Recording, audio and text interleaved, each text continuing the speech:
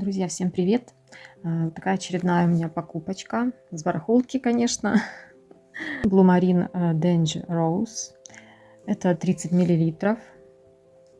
Я вчера увидела этот флакон в продаже. Вот.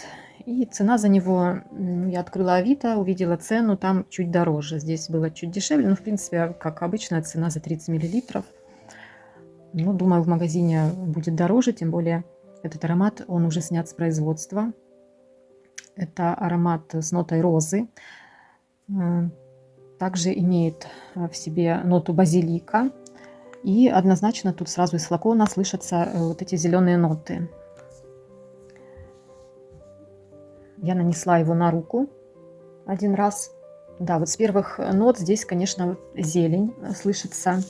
Дальше он, скорее всего, будет раскрываться розой. Ну, пока зелень, но она немножко начинает заслащиваться, становится чуть слаще, но все равно вот эта зеленая нота, такая травная, зеленая нота все равно в нем остается.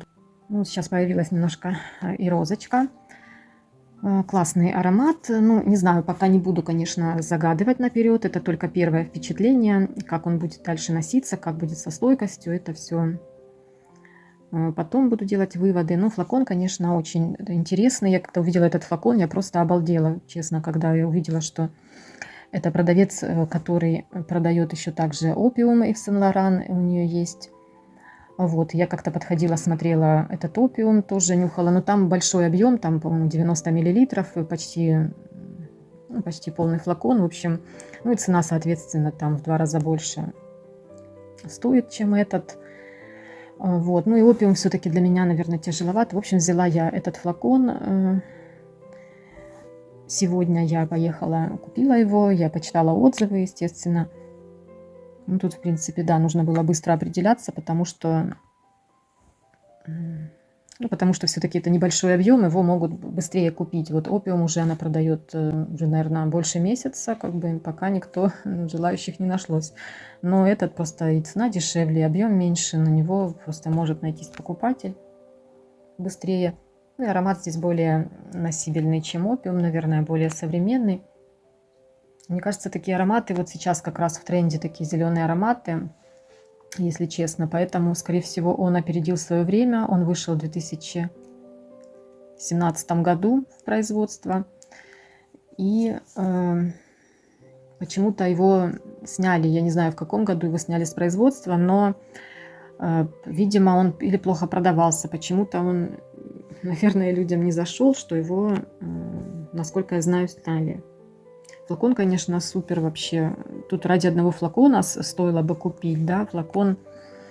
Тут очень тяжелая крышка, она стеклянная. Она очень тяжелая, она весит, наверное, как половина флакона, или же даже, если не больше, половины полного. Ну да, наверное, как половина полного флакона.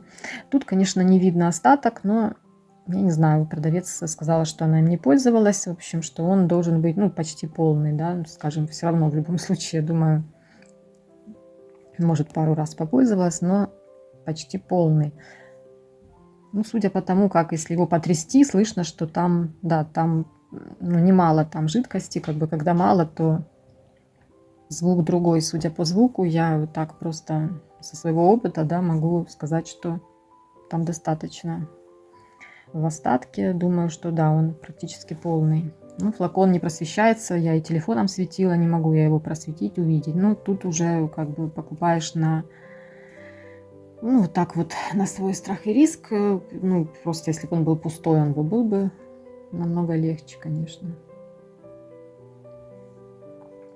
Но он сам по себе тяжелый. Тут дно толстое и тяжелое. Вот бачкод здесь 30 миллилитров, воды парфам, концентрация, в общем. Тут такие розочки, да, такое украшение золотистое с розочками. Я еще посмотрю, конечно, бачкод, какого он года выпуска, мне интересно. Еще не смотрела, только пришла домой. Тут надпись, так, Blue Marine Danger Rose. Что-то мне вчера показалось, что какая-то есть тут красная надпись. Думаю, что, ну, как-то в интернете нет там ничего красного. Но здесь только такой вот, типа, тире в виде шипа. красного цвета, никакой красной надписи здесь нет. Почему-то вчера мне показалось, что тут больше красного в оформлении флакона, но нет. Ну и тут еще такой вот на кончике какая-то ребристость, наверное, под какое-то растение сделано. В общем, такое крышка, ну вообще просто я еще такого не видела, что была такая тяжелая стеклянная крышка у флакона. По-моему, даже у Шанель там, ну там полегче, там тоже, по-моему, стекло у Шанель крышка, но она просто, конечно, меньше по габаритам. Я не знаю прям, кто дизайнер этого флакона, но он прям молодец. Потому что, ну, даже сам флакон, он настолько привлекает внимание, как-то притягивает взгляд. И просто и вот эти вот серебряные буквы, они такие слегка, ну, как рельефные, да, они ощущаются. Они такие слегка выпуклые. Вот. Ну, тут больше никаких надписей нет. Конечно, я вчера вообще не поняла, чем он пахнет. Да, чем-то таким-то зеленым. Я из крышки понюхала сразу. Да, что-то такое кисло-зеленое мне показалось. Не поняла я вчера, и времени как-то не было.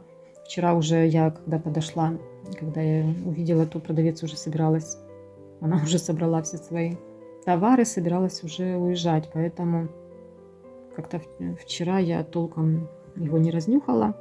Но сегодня пришла пораньше. Я, в принципе, почитала уже отзывы, уже решила, что я его куплю, потому что, ну, его нужно тестировать на себе, как бы так из флакона особо не поймешь. Можно понять, что аромат не банальный такой, интересный, не сладкий. Он зеленый. Так, сейчас посмотрим, чем он пахнет. Через вот сколько прошло, минут 15 после нанесения.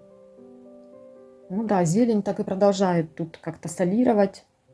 Если и роза, то она очень с таким зеленым оттенком. И мне кажется, что пачули такие слегка подвальные уже проступили. Там в базе пачули. Какая-то слегка есть запах мешка картошки. Вот мне сейчас напомнила. Я раньше в ароматах такого не слышала. Пачули мне казались более какими-то, ну, допустим, как асфальт после дождя. Вот такой оттенок я слышала. Вот в Коко Мадемуазель, например, здесь. Здесь прям оттенок, как мешок картошки. Вот у меня сейчас лежит на балконе сетка с картошкой. Вот тут такое что-то, вы знаете. Ну, мне нравится, мне все равно как-то это пока не отталкивает, пока все интересно. Это первое такое впечатление. Пока интересно, вы знаете, прям загадочно как-то все. Не банально, загадочно, необычно. Прям заинтриговал меня этот аромат.